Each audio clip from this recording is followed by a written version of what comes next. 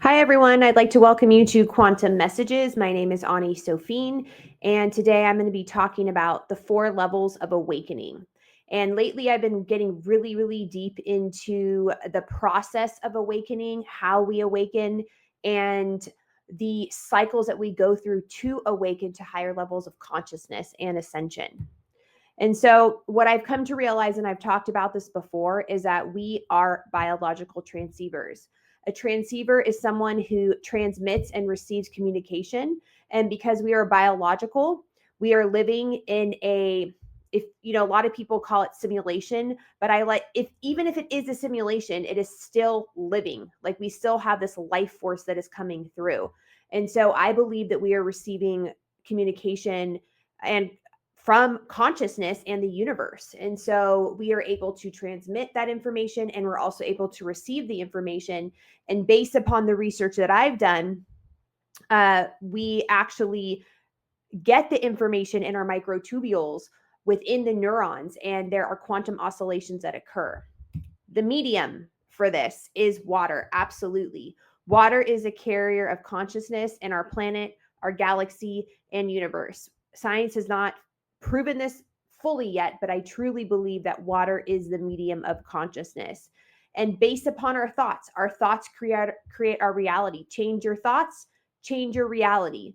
And I believe that our thoughts shape water, which then shapes our reality. And so, since we are on average about 70% of water, we are crystalline beings who can tap into the quantum realms, and water is the medium to get us there. This is a very, very recent picture. It is a computer generated picture of a cell to date. So I'd say probably a week ago, this just came out. And if you look at it really closely, it looks like I don't know, like a factory, like it looks like a city. It looks like there is constantly something going on within the cell. And the crazy thing is that we have 40 trillion cells. So we have 40 trillion of these and all of this intelligence that is occurring. Clearly, this is beyond just a simulation or computer animated reality. And I know that there's a lot of talk right now with quantum physicists talking about, that we potentially could live in a simulation based upon the math, which does make sense. It makes sense that is possible. However, it is a living simulation if that is the case. And so there is unfathomable intelligence. And just even though this is a computer generated cell, I bet it's even more complex than that. We're just not seeing it. So I've talked about this before. I really truly believe as we're moving forward into an uncertain future with technological control and advancements with AI and moving towards this push for transhumanism, I believe that it is of the utmost importance for us to be able to get into altered states of consciousness. It is within these altered states of consciousness that we can tap into the unseen realms. And so I focus specifically on the dream state and hypnagogic state. But there are other ways that you can get into altered states: deep meditative state, extrasensory perception, psychic and intuitive knowings, all the clairs, clairvoyance, seeing, clairaudience, hearing, clairsentience, feeling, and claircognizance, knowing. Breath work, which is crazy. Breath work alone can get you into an altered state. And I feel like it's the most powerful way for me to get in personally.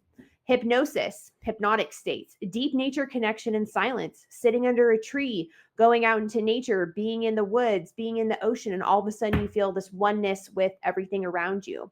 Plant medicines, psilocybin, ayahuasca, and others. Psychedelics, LSD and ketamine and those type of things. And then also deep ceremonial work, transcendental type of work, drumming, deep primordial humming or dancing around a fire, those type of things. So going into deep ceremony is can get you into an altered states. And humans have been doing this for thousands and thousands of years. If we give away our power to something outside of ourselves, like AI, for example, and communicating with AI, then what happens is we are expecting something outside of us to tell us what to do. Instead of training ourselves to be able to get into these states so that we can actually get the information that we need. It's very, very important going forward in the future to still be able to connect to these higher levels of consciousness. So I have recently started a class. So my cohort for my dreams jump on the quantum stream. And I recently came across this information from Barbara Brennan from Core Light Healing. She said that she believes, and she passed away, by the way, she believes that there are 4 levels of getting into becoming aware. And so she called it stasis, expansion, stasis, and contraction. I changed it. I believe there are 4 cyclical levels of spiraled spiritual awakening and consciousness. And I believe the first one is actually equilibrium. And equilibrium in Greek, or equa, I think, I don't know. Anyways, it means balance. And stasis means to stand still, or like almost like stuck. And there is a difference between stasis and equilibrium. Even though they are synonyms, it doesn't matter. There's still a difference. And I believe equilibrium represents better what we are going through when we go through these different levels of conscious awareness. And so it's a cycle. And I'm going to show you on the next page what it looks like in a sine wave. But you have to imagine like you're going up in a wave, and then you're going to go down. So just picture that while I'm talking. So the first one of the 4 cyclical levels of spiraled spiritual awakening and consciousness is equilibrium. Equilibrium is that balanced state. Everything is good. You feel great. You're not seeking something outside of yourself. You feel like, life is moving along smoothly. You are traveling down the river. You are not clinging to the rocks on the side of the river. And synchronicities are happening. Everything seems to be going your way.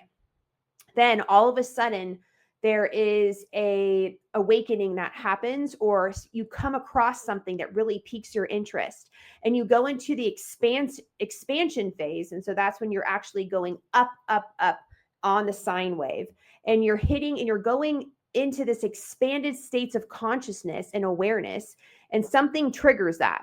And so, like, for example, you deep dive and do like super research about things, and all of a sudden you're starting to like understand things. You are becoming more aware of the world around you. Things start clicking and making sense. And you're just like in this heightened state, heightened awareness, heightened state. And things are just like getting downloaded into you, and you are becoming more aware of the non-local reality. And then all of a sudden, boom, it stops. And you are in this hovering point. You are not moving. You are in stasis.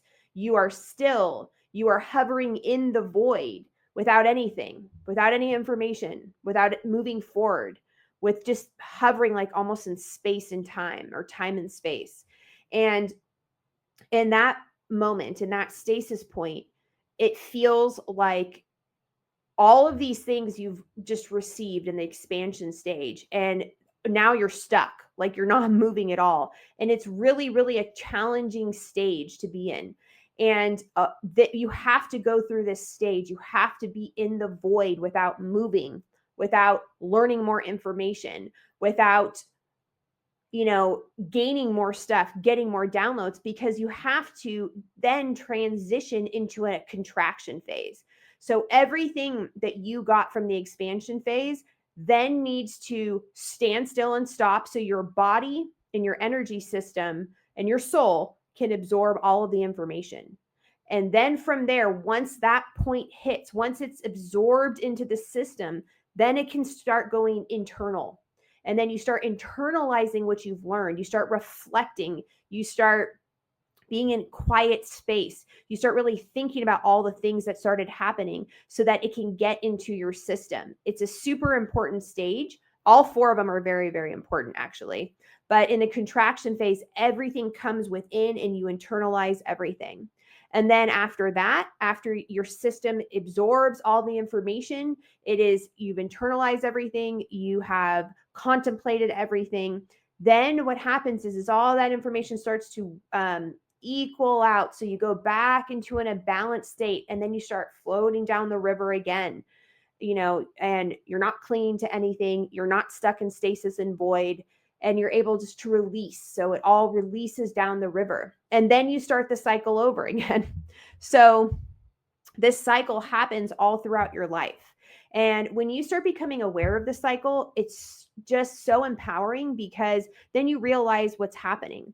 A lot of times, what happens to me is I get stuck in the stasis mode, basically, level. And I don't understand why I am not able to gain more information. It almost feels super dull. Like there's this dullness that's happening, but it has to happen in order for me to contract and to absorb all the information that I learned in expansion. And so when I'm able to put words to this, and then I will show you a visual after this, it super helps me to understand what I'm going through when I'm contemplating my awareness, when I'm contemplating the things that I've learned, when I'm contemplating, when I start realizing that I am beyond this non-local reality. And so here is a picture of what I was talking about from Barbara Brennan's book, Hands of Light. And so what it is here's a clarity of perception, which is going up. Over here is a frequency of perceptual range. And so right here, so this is a sine wave. And so everything in the dotted area that's a different color. Well, it's not a color, but everything that's in the dotted area here within the wave is our third dimensional reality. And so right here, this line is the liminal state, is the hypnagogic state. This line right here is the veil. And so when we go into expansion phase, we start breaking past the veil. We go through the liminal state and we expand beyond our reality, our third dimensional reality, into the non-local reality and into the universal reality, into the quantum reality.